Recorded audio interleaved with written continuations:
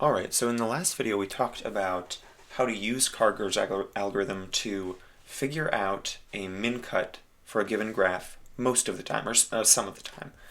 So in this video we're going to be talking about how often that actually happens, how much of the time a single run of Karger's algorithm is going to give you the correct min-cut for a given graph. So for starters, let's just say we have a graph. So we have a graph G, which is some vertices and some edges. So to begin with, let's pick one of the min-cuts. So pick some min-cut on G, or we'll say a min-cut from G, with size K. So all we're saying here is the min-cut of this graph is going to be of size K. Actually, let's go ahead and name this min-cut. We'll call this pick some min-cut C. That's what we're going to call our cut. And the size of that min-cut is K. So all we're saying is there might be more than one min-cut. There might be 2 or 3 places that you could get an equally minimal amount of edges cut. We're just saying pick one of them. And then we're going to evaluate what's the likelihood of picking that given min-cut. So just for a quick example, let's pick a different color. Let's make a sample graph and pick a different color. So let's use green. So say we have our tried and true dice kind of graph. So this is the one we used in previous videos, so I've just gotten good at drawing it, so let's keep using that. So here, there's only one min-cut. So there's cutting this edge and cutting this edge. So all we're saying here is C is the set of this edge and this edge. Not super technical math jargon, but all we're saying is it's those two edges. So K is the number of edges in that min-cut that we picked. So just to give you kind of a graphical example of what we're talking about. But now that we have that down, we can kind of go into evaluating how often this is going to stay the min-cut that we picked. So let's say we have some event A sub I. And this is the event that one of the edges, one of our edges in C, in that set of min-cut edges, one of our edges in C gets contracted during step I. Step I. And just for simplicity, I'm going to say I is great. That's terrible. Let's go ahead and erase that and go again. I is greater than or equal to 0. So instead of starting at step 1, we're going to say we start at step 0. That's just going to make some things easier later on. So say we have this event that one of our edges gets contracted during step I. So why is this important? Why would we ever care about it? Well, the reason that we actually care about that is the only way that we're going to get C as the result from Karger's algorithm, as the cut that it returns to us, is if none of the edges in C get contracted. And this kind of makes sense because you look at some graph G, and then you run a bunch of operations on it. So you contract it some number of times, and then at the end you have 2 nodes and a bunch of edges between them. So that's important because, actually let's not say G. Let's say, we can use G. Let's say G has some, actually let's go ahead and just say, up here, we'll say let n equals the size of V. So the number of vertices we have, we're going to just call that n. So G has n vertices to start. We'll say at step 0. So like at the starting state. We end when we have 2 vertices left. Have 2 vertices left. Okay, so I'm just listing all the things we know about this algorithm. So G has n vertices to start with. We end when we have 2 vertices. What happens when we do a contraction algorithm? So when we take 2 of our vertices and pull them into 1. So when we take an edge and join together the vertices that it connects. Well, you can kind of see just by looking at it. Let's look at this example. We start and we take 1, say we're contracting this edge. We take 1, 2 vertices, and we join them into 1 vertex. And then all of the connected edges join with this guy instead. So we went over that last video, but you can kind of see now that what's essentially happening here is we're taking in 2 vertices, we're removing 2 vertices from the graph and putting back in 1 vertex. So essentially every contraction is removing 1 vertex from our graph. So every contraction, and I'm going to say removes in quotes, just because it's not actually removing them, it's joining them into a single vertex, but the end result is that our graph has 1 fewer vertex. So every contraction removes 1 vertex from our graph, from G. So that's the thing. So we start with n vertices. We end when we have 2 vertices. Every contraction removes 1 vertex. So how many contractions are we going to do? How many contractions? Contractions. Well, if we're starting with n and we're ending when we have 2 left, then we can just say pretty easily n minus 2 contractions. Because essentially that's how many contractions you need to start with n, subtract 1 each time, and have 2 at the end when you're done. So now let's scroll down just so we can focus on this a sub I event. So a sub I, which we talked about up here, that's the event that one of our edges in C gets contracted during a step I. Now this is important because, as we mentioned before, the only way that C is going to be the set of edges, the cut set, that we return is if none of the edges within C get contracted. All the other edges get contracted instead, and none of the ones in C do. So how does that happen? So let's look at an example of this. So a sub 0. So at the starting step, what is the probability that on our very first step we go in and we contract one of our edges with C? So let's draw a new example. Actually, we can copy the dice still, but just so we can play around a little bit more with drawing it out. So we have 1, 2, 3, 4, 5. So here we have our graph that we've gotten really familiar with, and we have the min cut. Let's use a different color for our min cut. Let's wrap it in green. So this is the min cut. We're going to want to cut this guy, and we're going to want to cut this guy. So we have 2 edges that we're going to want to return by the end. So the probability for a sub 0 is we don't want to cut either of those 2 edges. So we have 2 edges that are going to be returned in our set. If we're picking an edge at random, how many edges do we have to pick from? Well, we have 1, 2, 3, 4, 5, 6, 7. So 7. So in this particular example, you can see that we have a 2/7 chance of picking one of our cuts, one of the edges from our cut C. We can kind of generalize this, though, if we talk about that value k that we had. So if you remember, we had k is the size of the cut set. So we have our set C, but k is the size of that. So let's scroll back down here.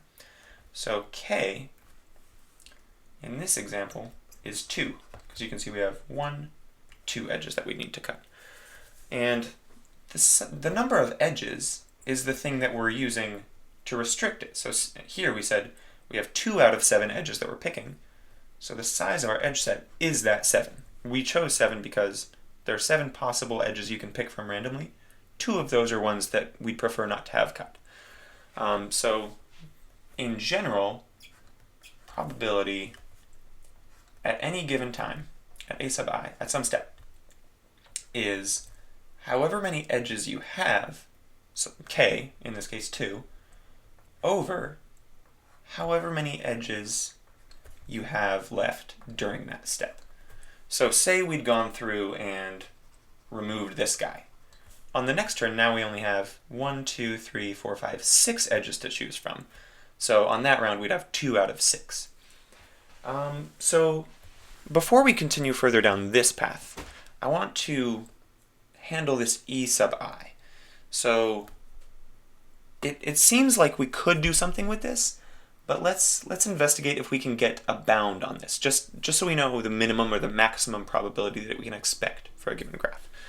So we do know, based on the Handshake theorem, so this is more or less a definition of the Handshake theorem. So I'll actually just write that, Handshake theorem, just in case you want to look that up. Handshake theorem. Essentially, it just gives you a relationship between the number of vertices and the edges in the graph. So the number of edges in a graph, for our case, is going to be at least, could be more, could be equal, but it's at least the number of vertices in our graph times the size of the min cut over 2. Now you may be asking, how do we know this? How do we know this is the case? So let's take our example here. We have this graph, and my assertion is we have 1, 2, 3, 4, 5 nodes. I'm saying because our min cut is of size 2, then we have 2 times 5. Let's actually just write this out. The number of edges in this graph, the number of edges is going to be greater than or equal to 5 times 2 over 2. So that's what I'm asserting. That's kind of a concrete example. Now, how do I know this is true? Well, I asserted at the beginning that C, or K, is the size of some min cut. So it's the minimum number of edges I can cut to separate the graph into 2 pieces. So say this isn't true, and we actually have some other node, we'll use blue, we actually have some other node here that doesn't have at least k edges. It only has 1 edge. If this is the case, then I was lying to you before, because this only has 1 edge. I can easily separate this into 2 sets by just getting rid of that 1 edge. And now I've been lying to you the whole time if that's the case, because the min cut wasn't actually 2, it was 1. Because I asserted at the beginning that k is the size of the min cut, we can be sure that every vertex is connected by at least that many edges. If that's not the case, we can do this kind of cheesy thing, which we can't do because we asserted that's the case. So because we know we can't just plop off a vertex that has fewer than that many edges, we can be sure that every vertex has at least k edges. So with this knowledge, we can kind of take that back in here. So let's actually just bring it down here. So P of a sub I is equal to, or is less than or equal to, because this is greater than or equal to, not equal to, it's less than or equal to k over n sub I times k over 2. N sub I being the number of vertices in the graph at that time. So what is this equal to? So what is this chunk equal to? We can take those k's and simplify those out, or remove those. 1 over n sub I over 2, which is just equal to 2 over n sub I. So we know that for any given step, the probability of removing one of the edges that we care about is 2 over the number of vertices at that point in time. So now that we know the chances of messing up, we know the chances of accidentally ruining that point cut, or that min cut, how can we use that? Well, we determined earlier that we're going to be doing n-2 contractions, and we just figured out that the point of, or the chance of messing up at any given time is 2 over n-1. So what we can do is take the inverse of this probability.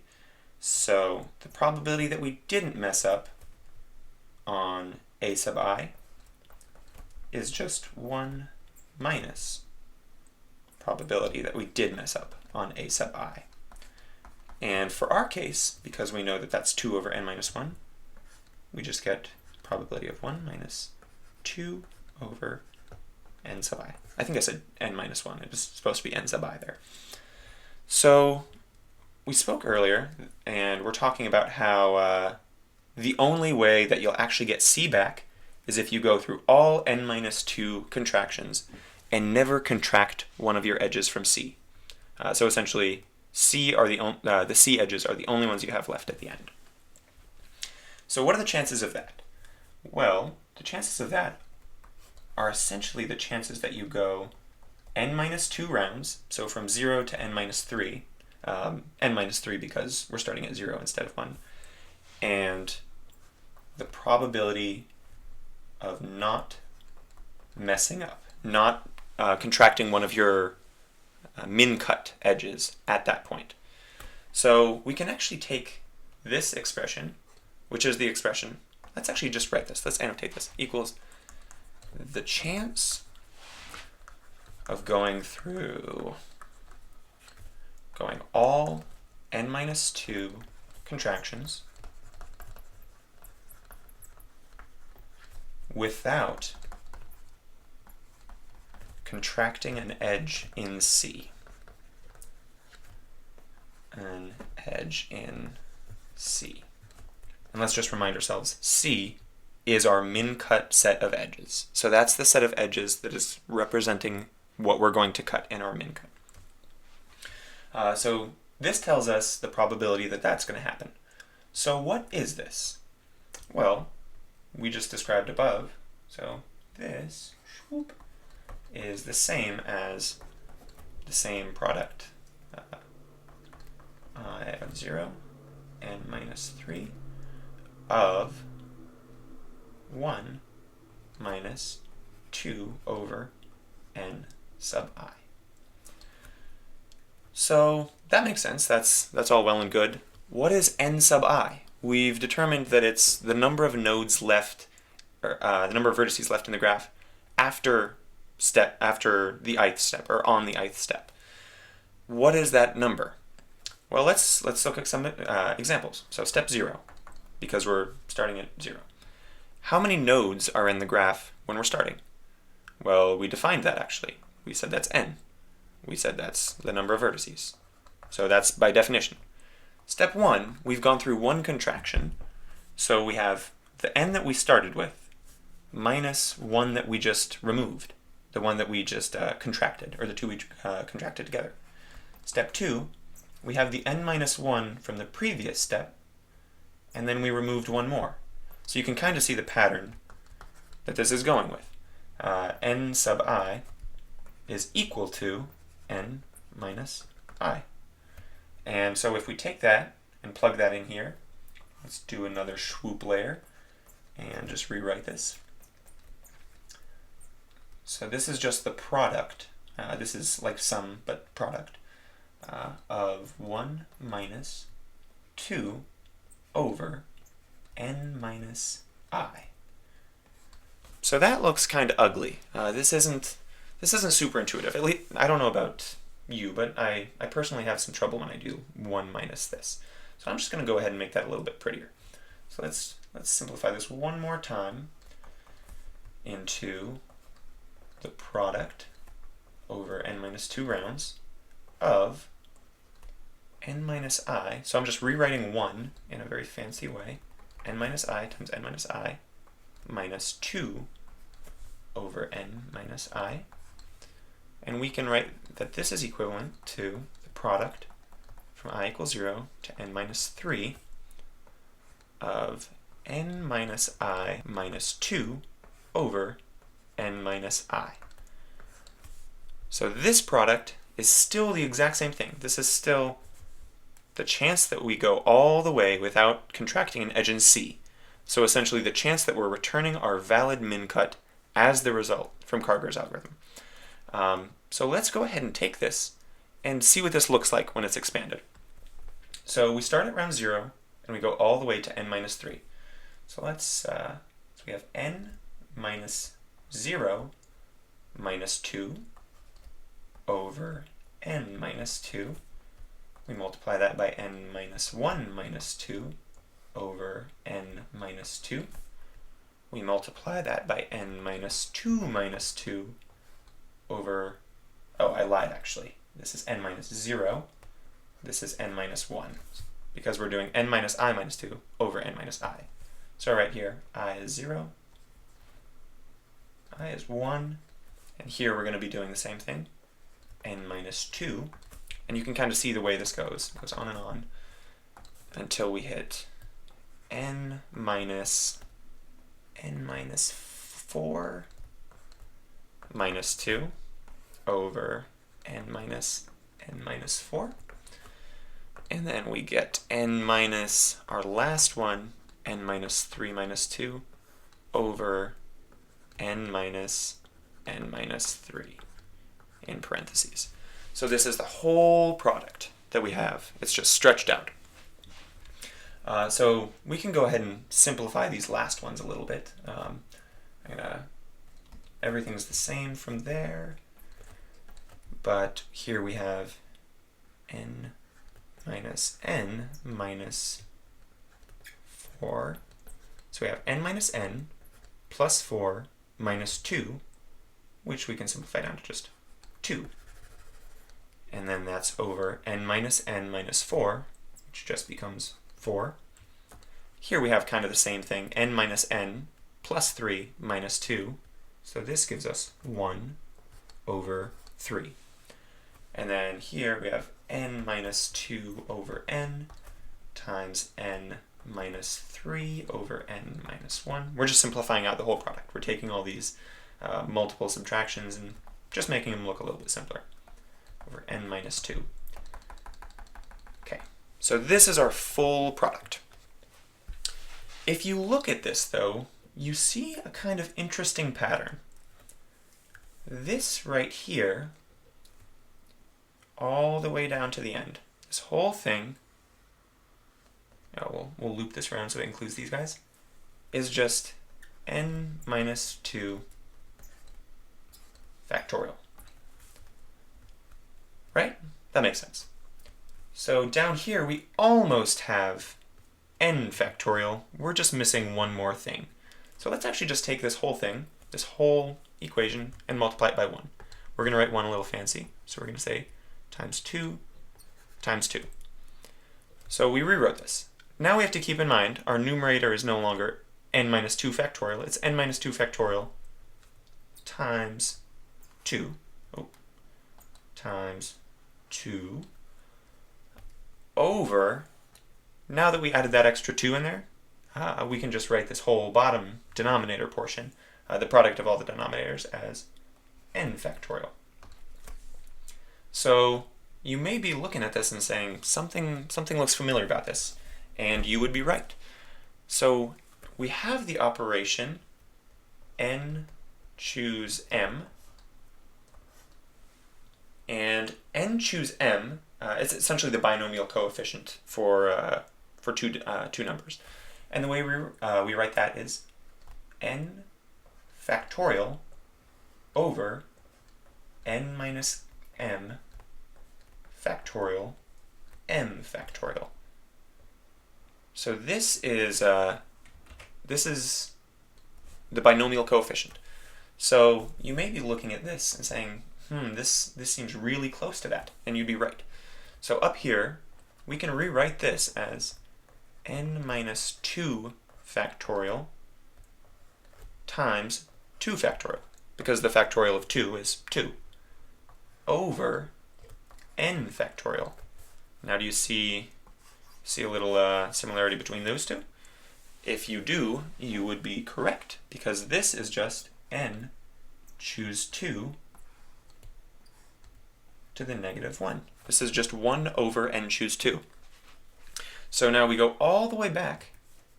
What were we looking for? What was this answered for? This is the chance that we go all the way, we contract our graph the whole way, and never contract an edge in our min-cut set. So we look at this. This is the chance that when we have n vertices, that Karger's algorithm gives us the correct min-cut set that we were looking for. So we can just sum that up with, on a graph with n vertices, one run, a single run of Karger's algorithm will give you the expected, or give the actual min-cut. We'll say it's the actual because we selected it so that C is an actual min-cut. It'll give you the actual min-cut with probability